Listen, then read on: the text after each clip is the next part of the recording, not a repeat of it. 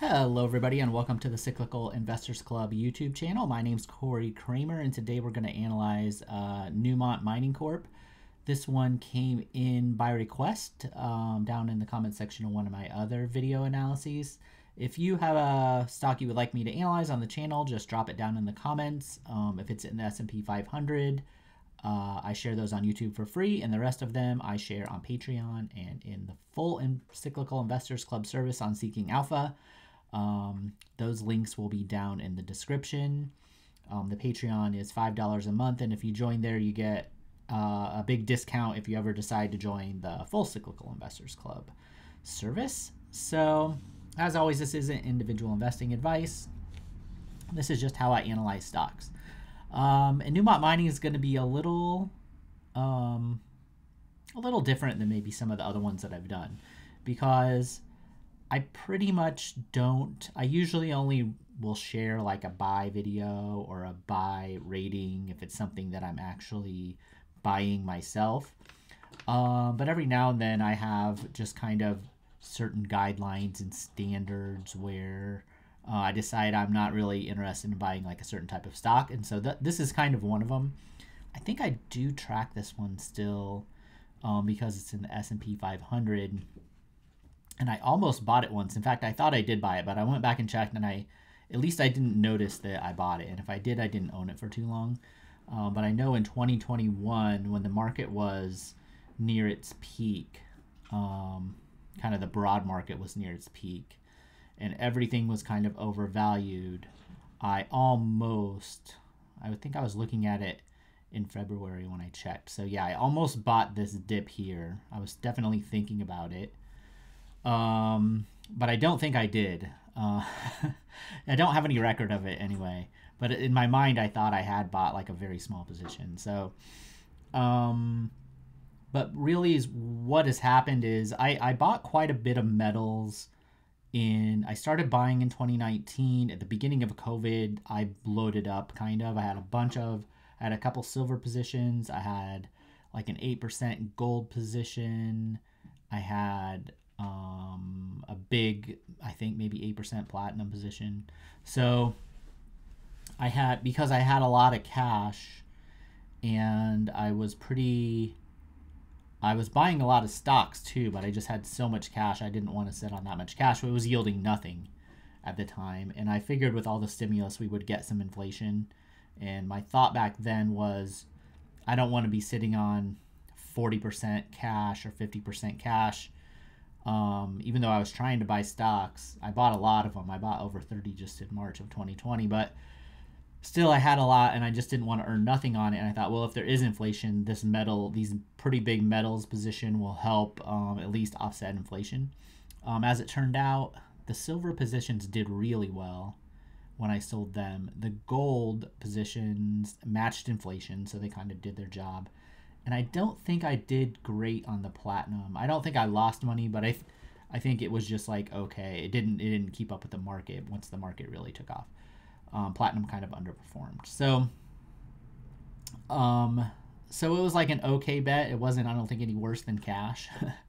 And I didn't really want to buy the metals to begin with. I'd much rather buy businesses, but it was just kind of a unique situation where I found myself where the metals kind of made sense when it was trying to go. Now, what happened was interest rates came up, so then we didn't have to buy metals anymore. We could just own treasuries and earn 5%, and so that's what I've been doing this past year with the money that it's not invested in stocks. So that brings us to Newmont. I would say I do like them. I think they're probably one of the better miners. If you look at their historical earnings. I'm not a gold mining expert, but this is one of the few that I actually considered buying. You can see they're always profitable, sometimes more profitable than others if you look at this green area, but they definitely go through cycles, and this recent upcycle did not meet this post GFC cycle where people really worried about inflation driving up the price of gold. Now the price of gold is higher. Now it's finally starting to pick up some steam. I really think crypto took a lot out of the gold market in terms of interest, metals in general, like precious metals in general. And so I think almost you you need crypto to falter more than it already has. I think that will happen eventually. I'm surprised it hasn't happened already. Um, and so I think there is a case that a person can definitely make for owning a stock like Newmont. Maybe not a giant position, definitely owning it as a cyclical position where you want to buy it when it's pretty cheap and kind of hope for some catalyst, whatever it is, whether it's crypto messes up at the same time governments are printing money. That would kind of be the ultimate bull case for precious metals. And that would bring people back into the metal space that have kind of been sucked out to crypto. But who knows when that's going to happen, right? So I'm not personally interested in owning any metals companies or precious metals right now because I can get an interest rate that's higher than inflation on treasuries. They're more dependable, easy, more liquid, more easier to use. They aren't going to fluctuate like a gold stock or even gold. So for me, that's just more attractive. But here's what I'll say if a person is looking to invest in some kind of gold investment, Newmont is a good choice, I think. So with that said, if we treat it as a cyclical business, the negative, of course, is the earnings have not come back and reached these levels here in the early 2010s. The positive is the price has. So the market has shown that it's willing, this isn't just completely left for dead. And then the other good news is the price has come down.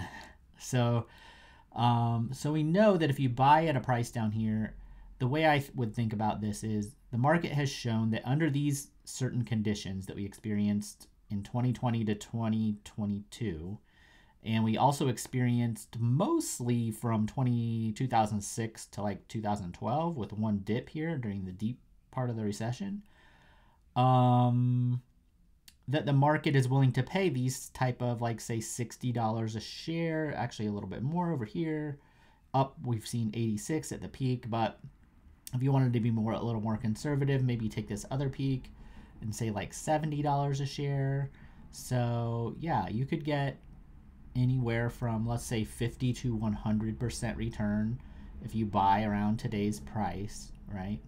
And if it rose 50%, you'd be in the $60-ish range, which we've seen it here. We've seen it at a couple times here. We've seen it here. So I think it's and that wouldn't be like a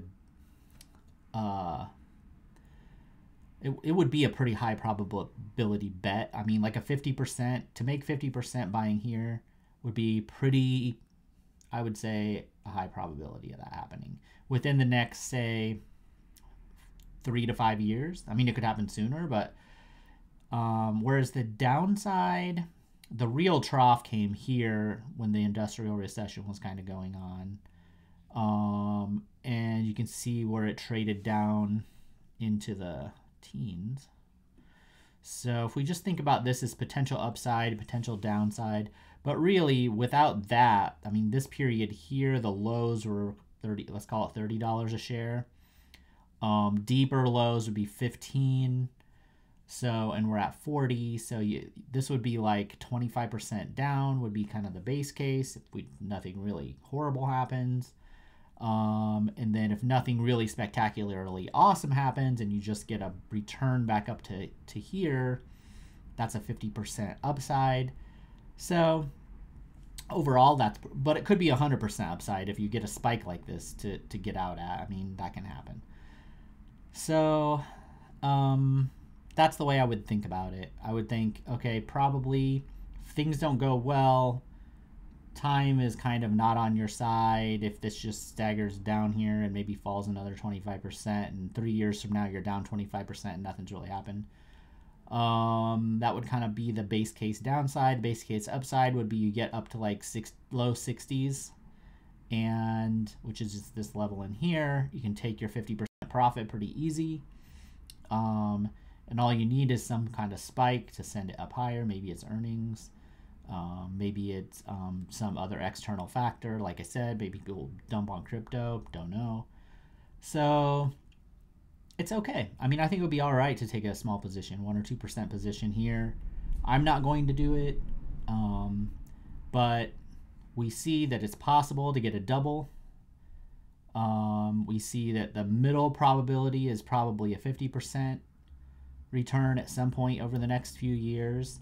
And the downside's unless we have like something really bad happen, the downside's probably like 25%, which isn't too bad really. The rest of the market is also expensive right now. So so there's that to consider. There's not like there's a bunch of like easy opportunities out there right now. So yeah, I mean, my basic thought on this is it's high quality business. It's been around a long time. They've gone through lots of cycles. You're probably not going to get crushed. Like a 50% downside would probably be kind of a worst case scenario. 25, you know, kind of a medium bad. And then the upside, 50% to 100% over the medium term. But the thing is, these are really impossible to predict, I think. So you kind of have to treat it like a bet, you know, where you just want to get a price where the odds are in your favor.